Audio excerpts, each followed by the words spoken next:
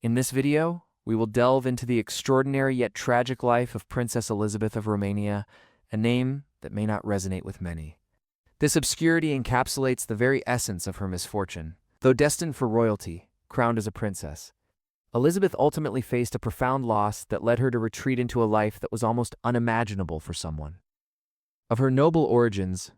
Transitioning from the opulent palaces of Bucharest to the sun-drenched yet solitary shores of Cannes, her life serves as a poignant reminder of the precarious nature of power, burdens of expectation, and the unseen struggles that persist in the human heart. As we peel back the velvet curtain of history, we will uncover the remarkable and ultimately heart-rending story of a princess who fell from grace, fading into the shadows of obscurity. To truly grasp Elisabeth's story, we must first journey back to the late 19th and early 20th centuries, a time that, although distant from our modern world, was rich with the undercurrents that would shape contemporary Europe. This was an era marked by the twilight of empires, where ancient monarchies still held sway. Yet the clamor of nationalism, social upheaval, and impending global conflict was growing ever louder. It was a time of stark contrasts. Immense wealth juxtaposed with widespread poverty, rigid social structures entangled with revolutionary ideas. Emblematic of the last gasps of the old world alongside the birth pangs of a new. Elisabeth was born on October 12, 1894, in the breathtaking Pelish Castle, a breathtaking fairy tale edifice of timber and turrets nestled within Romania's Carpathian Mountains. As a member of the Romanian royal family, she belonged to a branch of the German House of Hohenzollern-Sigmaringen, which had been brought to Romania in 1866 to establish a leadership for the newly formed nation. This detail is crucial, as like many monarchies in the Balkans, Romania's ruling family was a foreign dynasty tasked with fostering a national identity and stability within a region.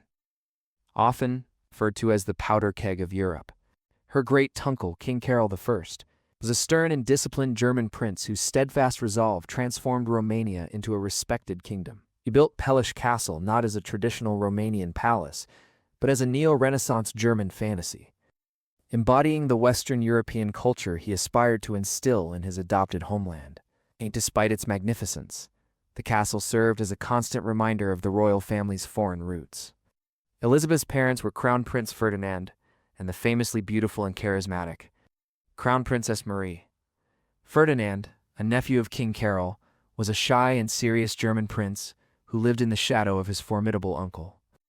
His partial deafness contributed to his social unease, and he found solace not in the political arena, but in his passion for botany, perhaps stemming from a gentle disposition that left him overshadowed by both his uncle and his extraordinary wife. In stark contrast, Marie was a force of nature. Born Princess Marie of Edinburgh, was the granddaughter of both Queen Victoria of the United Kingdom and Tsar Alexander II of Russia, injecting English royalty into the fabric of the Balkans. Marie was dazzling, intelligent, and artistic, imbued with a magnetism that could not be overlooked. Trapped in a lonely marriage to the reticent Ferdinand, she refused to fade into obscurity, immersing herself wholeheartedly in her role as the future Queen of Romania. She embraced the culture, mastered the language, and captivated the Romanian people with her charm and flair. Becoming a pivotal figure in the nation's history, an astute diplomat and a fervent patriot for her adopted home. However, this larger-than-life figure cast an immense, often chilling shadow over Elisabeth's existence. The Romanian court revolved around Queen Marie, while her children existed as mere satellites, lacking the source of warmth and support they desperately needed. Elisabeth, born second after her dynamic and charming older brother, Carol, was a quiet and serious child, often overshadowed by her glamorous mother and more outgoing siblings. Although she lived a life of immense privilege, replete with palatial accommodations and idyllic summers by the Black Sea, it was also rife with intense scrutiny and unspoken comparisons. In a society where a princess's worth was predominantly determined by her beauty and charm, and her ability to forge an advantageous marriage, Elisabeth, often perceived as the ugly duckling of her family, bore an overwhelming burden from a very early age. Her childhood and young adulthood exhibited a striking juxtaposition. While the Romanian court was a vibrant and increasingly significant presence on the European stage, Elisabeth remained a peripheral figure within her own family. She received a classical education appropriate for her station, becoming fluent in several languages: French, German, Romanian, and developing a keen appreciation for the arts and literature. Elisabeth cultivated a talent for painting and piano that allowed her a certain autonomy of expression outlets that provided solace away from the high expectations and relentless judgment of courtly life. Nevertheless, friends and acquaintances described her as a difficult and complex young woman. In her widely read diaries, Queen Marie recorded her observations of Elisabeth, or Elisabetha, as she was known within the family, balancing affection with frustration and confusion.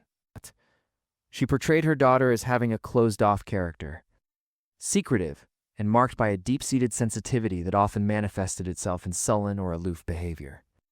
In one especially revealing entry, Marie lamented, "Liza is a strange, incomprehensible creature, and one suffers to feel that one's own child has a heart that is a sealed book." This poignant admission captures a painful emotional divide between mother and daughter. Marie thrived on connection and emotional expression. Conversely, Elisabeth remained a quiet enigma, lost in a whirlwind of familial expectations. This emotional distance bred a painful rift. While Marie was celebrated for her beauty and vibrant public persona, Elisabeth was often regarded as lacking elegance and charm. Comparisons with her younger sisters, Marie and Eleanor, one perceived as sweet and the other as the family's favorite, exacerbated Elizabeth's insecurities, fostering a sense of inadequacy that plagued her throughout her life. Retreating deeper into herself, she earned a reputation for being haughty, aloof, and even cold defense mechanisms for a young woman trying to navigate a world rife with impossible standards set by her mother.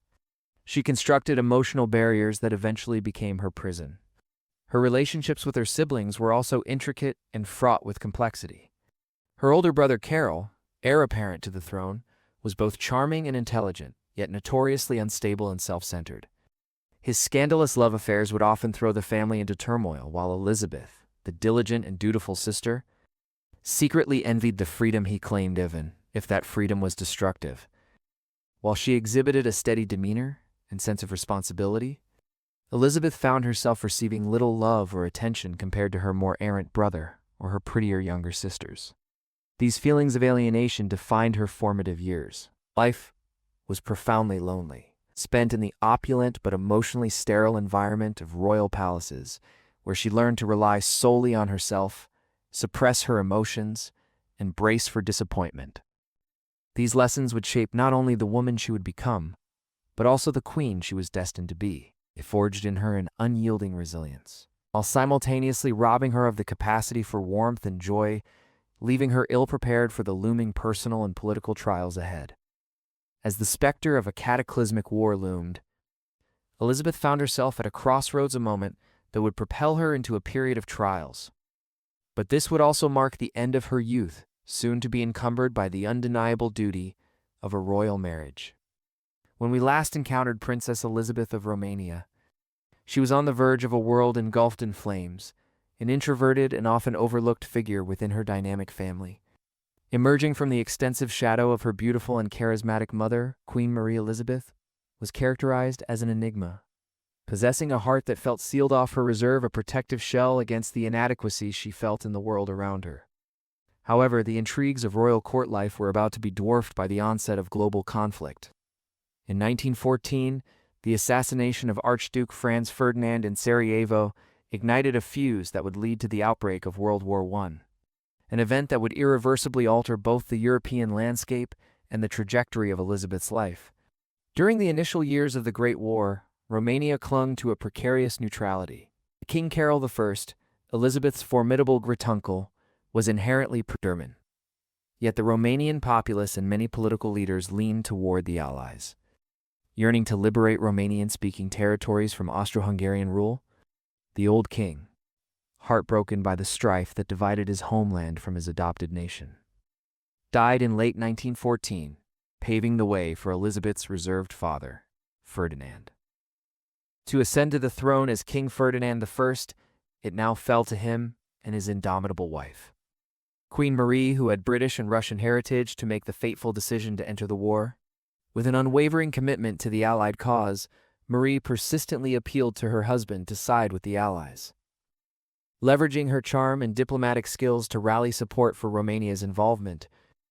In August 1916, her efforts bore fruit as Romania declared war on Austro-Hungary, a decision that Ferdinand, despite his lineage, ultimately embraced. Declaring, "I have vanquished my own blood," their royal family was now in the midst of an all-consuming conflict. Queen Marie reinvented herself as a mother to her nation, becoming a national icon through her tireless efforts on the front lines. She organized field hospitals, comforted wounded soldiers, and confronted the perils of war with astonishing bravery, all the while accompanied by her daughters. Now in her early 20s, Elisabeth faced a brutal but transformative experience. Torn from her sheltered life of artistic pursuits, she found herself at the heart of a national struggle, training as a Red Cross nurse alongside her mother and sisters. The initial Romanian military campaigns proved disastrous. The Central Powers swiftly overtook vast regions of the country, forcing the government and the royal family to flee Bucharest, retreating to Iași in Moldavia, one of the few areas that remained unoccupied. Conditions in Iași were dire, teeming with refugees, wounded soldiers, and the sick. A devastating typhus epidemic ravaged the crowded population, claiming countless lives.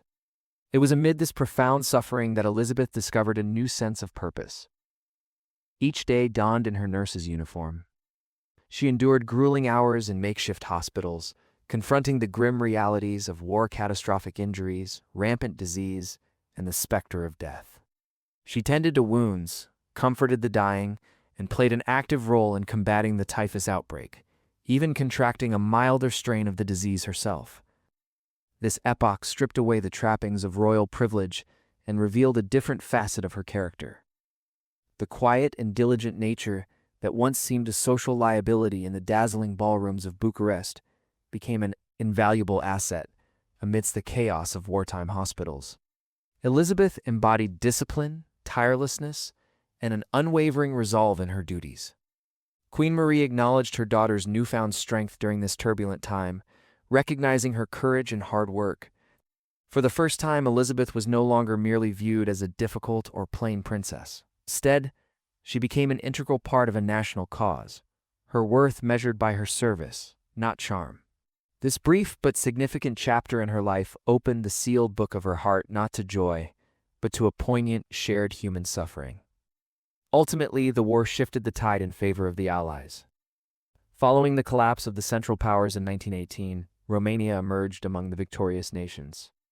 At the Paris Peace Conference in 1919, Queen Marie played a pivotal role, captivating influential figures like Woodrow Wilson and Georges Clemenceau, and advocating successfully for the creation of Greater Romania, which encompassed Transylvania and other territories, significantly doubling the size of the nation and enhancing the power of the Hohenzollern dynasty.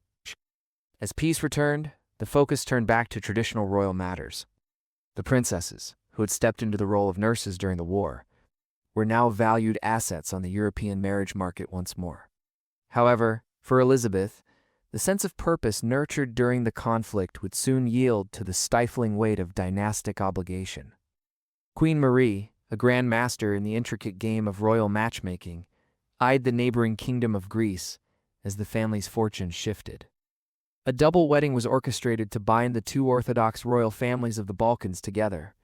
Elisabeth's charming yet troubled older brother, Crown Prince Carol, was to marry the beautiful Princess Helen of Greece, while Elisabeth, now in her mid-20s, was betrothed to Helen's brother, Prince George, the Diadochos, Crown Prince of Greece. On paper, this match appeared to be a stroke of diplomatic genius, promising to create a powerful regional alliance, an essential bulwark against the political turbulence that was sure to follow the collapse of the old empires. For Queen Marie, it represented both a personal and political triumph. Yet for Elisabeth, it felt like a catastrophic turn of fate. From the moment their paths crossed, Elisabeth felt an overwhelming discontent with this match. George mirrored the character of her father, quiet, serious, and devoid of the passion and charisma she longed for. A product of a rigid military upbringing, he was melancholic and ponderous, with little interest beyond his uniforms and court protocol. Thus began a new chapter for Elisabeth, one that would challenge her resilience and compel her to navigate the tumultuous waters of royal obligation. archie filled with personal sacrifice, societal pressures, and the tumult of an ever-evolving political landscape. Subscribe to our channel and press the bell icon to support our work and never miss an upload. Like this video, drop a comment, and share it with others to show your support and help us grow this historical community.